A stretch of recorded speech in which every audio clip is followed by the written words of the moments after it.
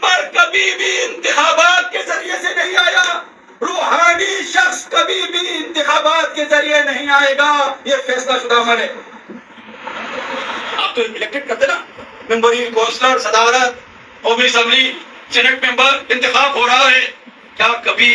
نبی کا، رسول کا، ہادی اور رہبر کا، مرسلین کا، بعد ختم نبوت حضرت محمد مصطفیٰ صلی اللہ علیہ وسلم کے بعد کیا کسی ولی کا، غوث کا، قطب کا، ابدال کا، اوتاد کا یا وقت کے امام کا انتخاب لوگوں نے کیا؟ نہیں، کر ہی نہیں سکتے، اختیار ہی نہیں ہے آپ کے پاس۔ جس طرح حکومت پاکستان نے اختیار دیا ہے نا کہ جو شناختی کارڈ ہولڈر ہوگا، 18 سال والا ہوگا، انہیں ووٹ ڈال سکتا ہے، 16 سال والے ووٹ نہیں ڈال سکتے۔ یہ تو پاکستانی شہری ہے نا، وہاں پہ بھی موجود، سب کچھ موجود، نہیں جی آپ نہیں ڈال سکتے، 18 سال کے ہیں، ہاں جی آپ جاؤ ڈال لو، کس کا انتخاب کرنا ہے آپ کو اختیار دے رہا ہے، حکومت پاکستان آپ کو اختیار دے رہی ہے۔ اللہ رب العالمین نے اس کائنات عالم میں اپنا نائب، اپنا نمائندہ، اپنا قائم مقام، اپنا جو ہے ایک شخصیت کا انتخاب جو اللہ کرتا